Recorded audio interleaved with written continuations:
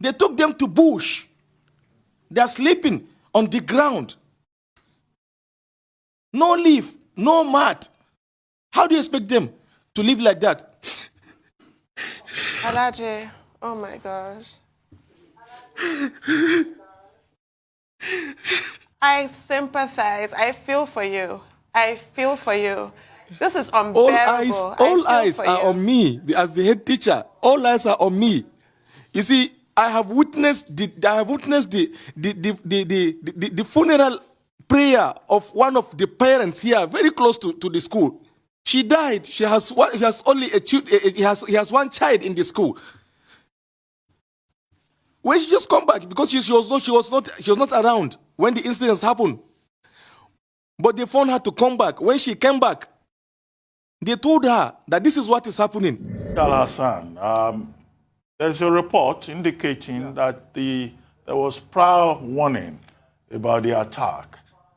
Is that true, that Tegina will be attacked and that the bandits served notice? And if so, what kind of preemptive step did the community take? Did the community inform the security agencies that there have been a notice of attack? And I understand 2 of your own children were among the abductees. You see, this question, I don't know how to answer it. Why? Because I'm a human being. I am the headmaster of that school for more than 10 years. More than 10 years. I have my own biological children in the school. I have a sister, the same father, the same mother in the school. And children of my friends and relatives. How do you expect me to allow them to come to the school at that day or in that day?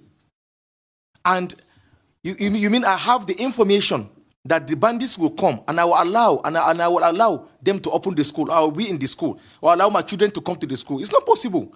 I'm not so full to agree with that. It's just a statement. It's just a mere statement from the government. Because one of the officer came to the school, came to the school. The DCP that was sent from the commissioner, he came. He asked me that they heard that the bandits told us that they say they are coming, and we allow our children to be in the school. It's a lie. This attack is the first attack we received in Tegina. This is the first attack. So we don't know anything. We are innocent. Our children are innocent.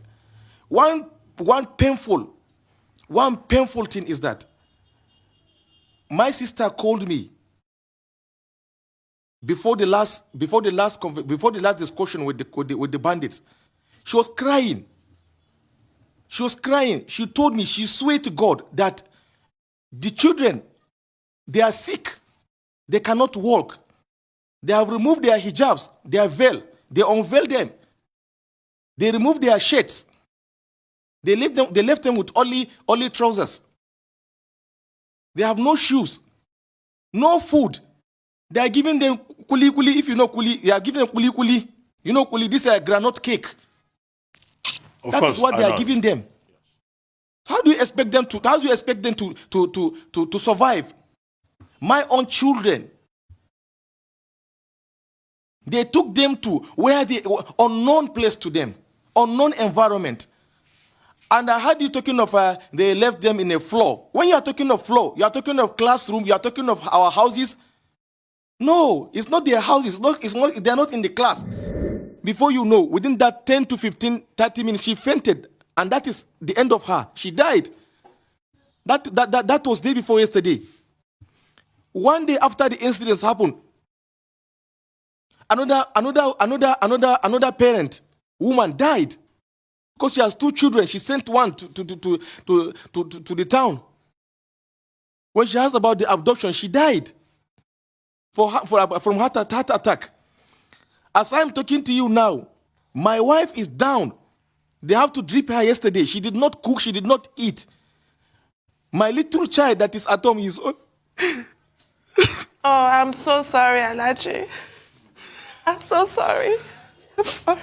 I slept with him on my bed. I'm telling you, I swear to Almighty God, when he woke up in the night, he was calling the name of his elder sister. Baba Yoshua that now. That when will my sister come back? That is what he's asking me. I went to see my mom. She's down because of my sister there. The government, are we not Nigerians? Are we not Nigerians? That the government cannot intervene into this issue? This money they are sending to them from the federal government, is it their money? Is it their money? They're supposed to come through. They're supposed to come through. No sympathy at all. None of the government official even say hi or say sorry to us. Are we animals? We are not. We are Nigerians. We are Nigerians. In fact, I'm too sad. I don't have a word to say. I don't have. People in the town, come to Tegina and see. Ask your reporter Punari. She knows. She has gone to the town and see. It's just like Sambisa here. Why I say it's like Sambisa? Many people close their shops. Many people close their houses. They just come back to Islamiya compound and stay. They all put eyes on me. Because as the head teacher, they trust me. In an Islamiya school where a parent is paying 200 naira, we have orphans here, orphans. We, the management of the Islamiya, we buy them school uniform, we give them free books. We give them uniform and books free. But look at what is happening. Even meanwhile, all these things happening, someone will be there in the state capital having a gist, because I can call it a gist, telling the whole world that they have sent this, they have sent that, they have sympathized with us. I'm telling you, as you are hearing from me, I have talked to the secretary to the state government through the phone call of his wife. She called me to sympathize with me because she's my boss. She sympathized with me. She was crying. She gave the phone to him. He was just saying sorry, one kind sorry as an individual. So she's saying sorry as an individual, not as a government official. He was telling lie, blowing all these things that the government will see through. What the government will see through? The government will pay money to receive the corpse. That is what they want. They want to release money to receive the dead bodies of our children. They want to release money to receive the dead body of our children. That is what they want. If that is not their plan, if that is not what they are planning for, because had it been, it is one of their kids that is abducted from the school or from any school in Nigeria, I am telling you, I swear by God, they could have sent many jets. They could have sent many guns there, many cops there to go and release them, to go and fight them. But when you talk now, they will say they are afraid of maybe having combat with them in order not to harm the children. The children. That is it. We have seen many men that are kidnapped. When they come back, they have to be in the hospital for some days. Some of them, that is the end of their legs. How do you expect a toddler, a 4-year child, 3 to 4 year child that is trying to walk? He's not even walking properly. How do you expect him to stay in the bush for 6 days now without eating, without drinking proper? How do you expect him to come back and to start life afresh? How do you expect him? In fact, it is very sad. It is very sad. Wow. Some of the parents, I'm telling you this, some of the parents were trying to say many, but we stop them from doing that. We say it's a calamity from God because it's an Islamiya school. We believe that God is in control. God is in control, and God will control it. That is all that I can say about the question. Alhaji Alhassan, our thoughts and prayers are with all of you. I will continue to pray along with you that this will end happily on a good note. 4-year-olds being abducted, 5-year-olds being abducted, they cannot go to school. I mean, it's the tragedy of a nation that there is no empathy, there is no sympathy. really terrible. But just before I let you go and we take on another person, have you reached out also to persons outside your immediate community, beyond the chief of the community, to see if you could get support from outside? What do we know about, their age range?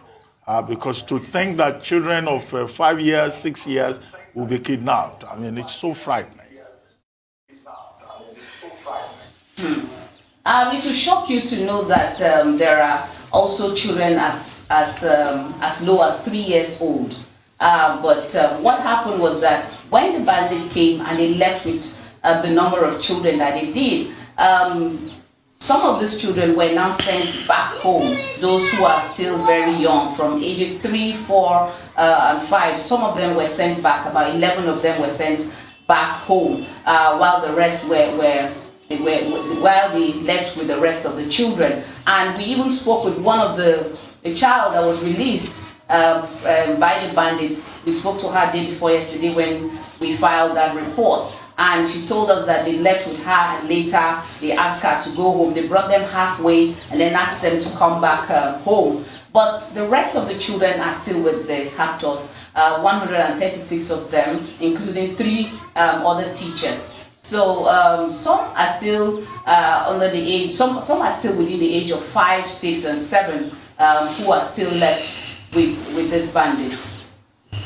For providing that overview of the whole situation. Now, I want to speak with the parents that you have assembled with you. I'd like to start with the gentleman by the microphone, if I may. I wanted to ask you, sir, first of all, how are you feeling? How are you feeling about what has happened? What are your thoughts? What are you going through at the moment? And what kind of support have you been given? Good morning. I'm feeling so bad, so bad and too sad. I don't know how to express myself, my hunger and my sadness on this issue. Because for 6 days now, our children, they are in the bush. We can't eat, the parent cannot eat, including myself. And some of their sisters that are at home, their brothers, some of them have started seeking, feeling their brothers and sisters that are in the bush. So it's very sad. And the greatest surprise, all this news that we are hearing about the government, I don't know, about 600 and something that they said, the vehicle, I don't know where they passed to that bush. I don't know whether they fly by air or they enter the underground to go to rescue the student. But as far as we're concerned, this Tegina, there's no any way to that bush that we cannot see the security force that will go to that bush. But we didn't see anything. And we didn't say that they are not making effort. But we didn't see anything on the ground. Always they told us that they are on top, they are on top, they are on top. And the case of ransom, they said they cannot pay the ransom, and they didn't support us to pay the ransom. How can we get our children back? Do they want them to die there? After they died, they started pick the corpse one after the other to give us. I don't know what to say much, but we are very sad. It's an impossible position that you're in. Are you a parent of an abducted child or a relative of a child or of a teacher? Can you tell us the names of the children, the ages, and also your name? At the same time, I'm a member of the... Hello? I wanted to ask if you're a parent of 2 children that are adoptees. I'm a parent of 2 in that adoptees, and I'm a member of PTA of that Islamiya school. How old are your I'm part children? of management and as a parent. How old are your children? The age of my children, the senior one is about 15, 16, and the younger one is about 6 and 7 years. Well, Mr. Umar, there's been some confusion about the number of children who have been abducted. Even when we asked the proprietor of the school who was on the program, the figure he gave was different from the figures being reported by the media. About how many children have been abducted? The thing is not supposed to be confusing people, because this issue have to deal with the parent of the people that are in the school. The parent of the people, they are the person that to know the number of children that are adoptees. And what happened was, initially, before by the time they adopt these children, the school authority immediately come to the register and count the number of students supposed to be in the school. We're supposed to have 103. Then, at that time, the 103, they're not supposed to be in the school. But 303 students, not 103, 303. But they're not supposed to be in the school at the same time by then. So by the time this happened, we immediately count those that are in the school by then, about 236. The 3 female teachers and 133 students. But later on, the reason why they say maybe they have confusion, each parent supposed to register his children that is missing. And as of that 136, some parent didn't come. So if they have another figure on top of that 233, it's because of the student and the parent that come late to register their student that is missing. Well, Mr. Omar, well, our prayers are with you, our sympathies, and we hope that government would do what it should do to provide necessary support and to show empathy. But can we talk to another parent? Maybe the gentleman sitting next to you.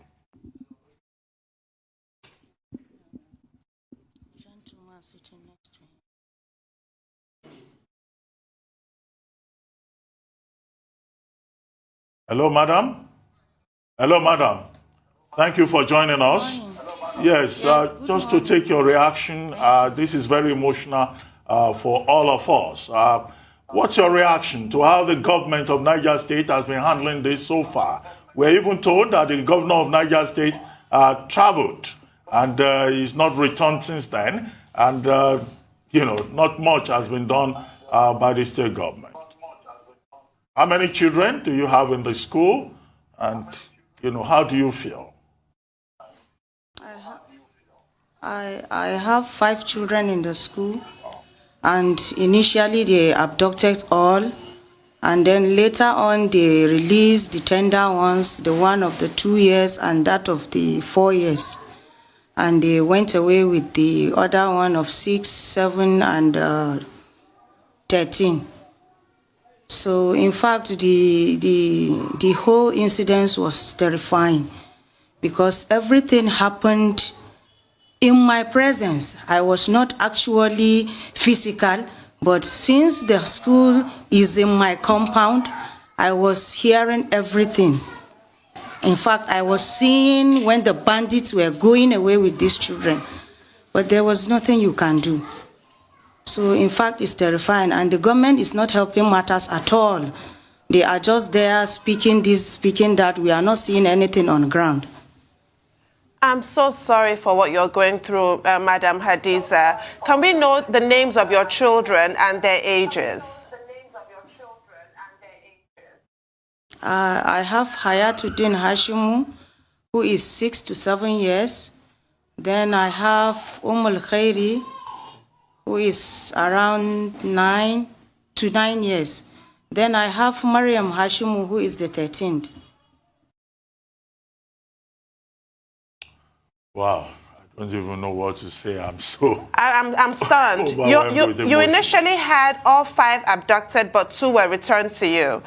Those 2 children, can we have their names and what did they tell you? What was their account and how are they feeling now? Well, up to now, the little one of the 2 years old is still terrified because any little sound he hears, he starts screaming, telling me that, "Mommy, look at them coming to abduct me. They will catch me, they will kill me." Because initially one of them carried him and he was, petting him. When he was shouting, I was hearing him telling him to keep quiet, keep quiet. Then he now kept quiet. He now carried him. So you see, the boy is being terrified because he has seen who he is. And he's seen that armed with him, So it's terrible. The boy is being terrified up to now. Well, Madam, what do we know about how the children were treated? Were they given food? How were they treated? Because there have been reports about how, abducted children are made to sleep on the floor and they are not given food and they are, dehumanized. And when we spoke with the proprietor of the school yesterday, He said they've been in touch with him. The kidnappers, have they been in touch directly with parents? No, they've been in touch with only the headmaster, because one of the teachers is directly the sister of the headmaster.